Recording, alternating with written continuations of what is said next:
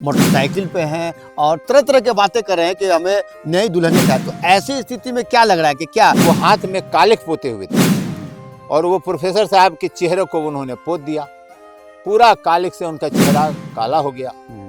तो हमको थोड़ा अच्छा नहीं लगा। जूली के आते ही जो है आभा चौधरी उस पर टूट पड़ी, उसका बाल खींच करके और उसको जमीन पर पटक दिया। जूली को ये क्या करे जब किसी को प्यार हो जाए। फिर उसके बाद वो जूली बाहर भी चली गई और शायद जमैका की कहाँ शायद वो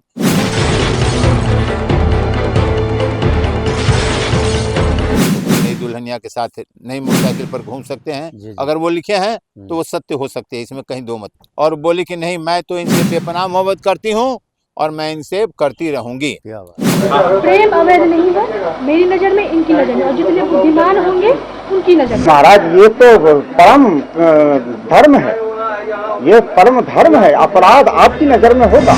तो उनका जवाब था कि अनिल बाबू, यह भी जीवन का एक रंग है।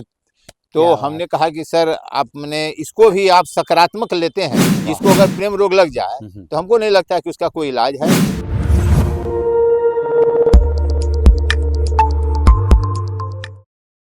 दिल क्या करे जब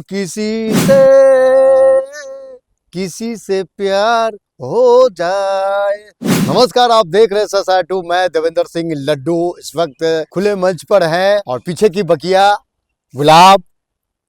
मैं इसलिए आया हूं कि अभी काफी चर्चित में फिर से आ गए हैं। फेसबुक पर अगर उनको देखिएगा तो लाखों फॉलोअर्स है। वो उनका नाम है प्रोफेसर मटुकनाथ चौधरी। प्रोफेसर मटुकनाथ चौधरी वही है, जी हाँ, लव गुरु के बारे में चर्चा चलाने के लिए आए। लव गुरु और जूली का किस्सा तो आप हमेशा सुनते आए और चर्चा में रहते हैं। वैसे उम्र के इस दहलीज पर पहुंचने के बावजूद भी आज भी प्यार में ये जो दिल जो है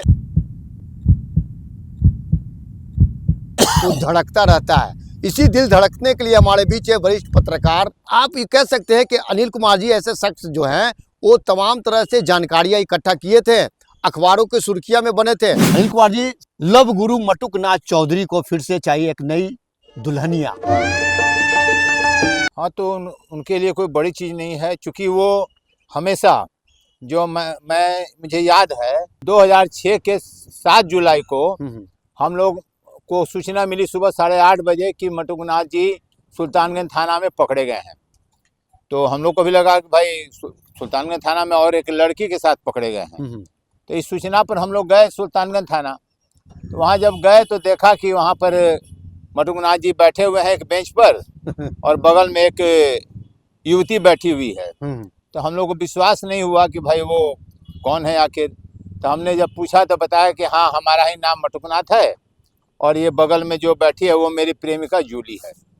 तो उम्र का जो अंतर था उससे कहीं से नहीं लग रहा था कि वो उनकी प्रेमिका रहे।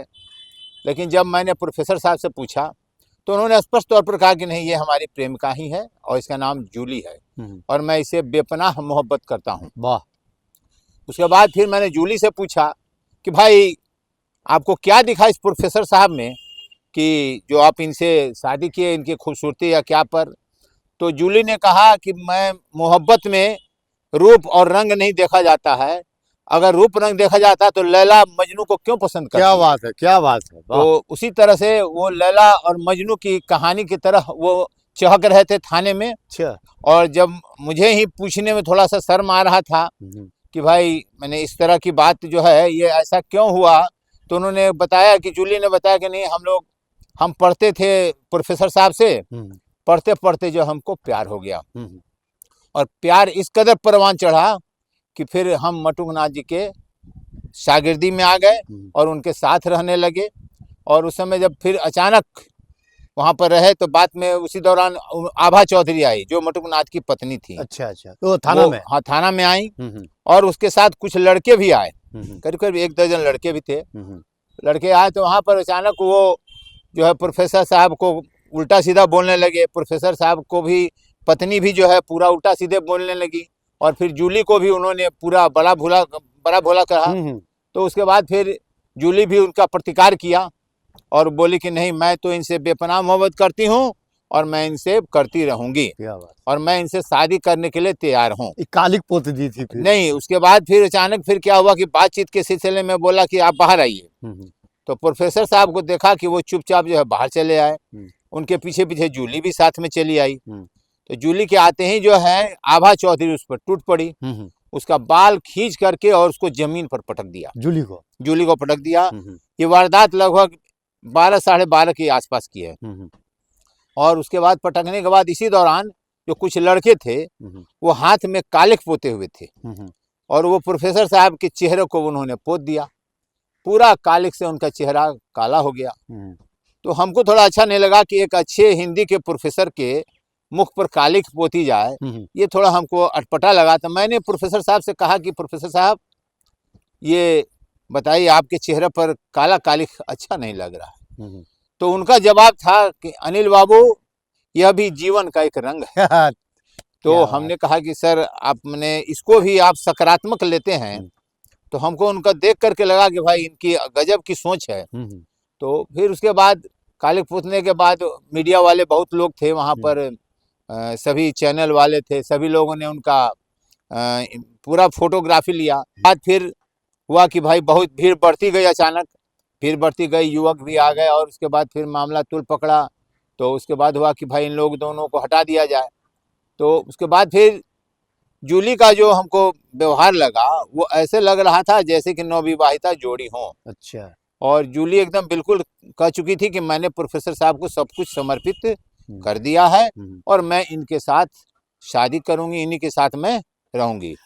इधर प्रोफेसर साहब भी उसी बात को अपना दोहराते रहे कि हाँ मैं आभा चौधरी से मैं परेशान हूँ, मैं पत्नी जो है वो मुझे उतना लाइक नहीं करती है, इसी कारण मेरा जो है जूली के साथ प्रेम प्रसंग बढ़ा। ये सब तो चल ही रहा था सर। उसके बाद फिर मालूम चला था क्या कि जूली जी जो है मटुकनाथ जी को छोड़कर वो कहीं 7 समुंदर पार चली गई है, वो अपना मतलब जीवन जी रही है।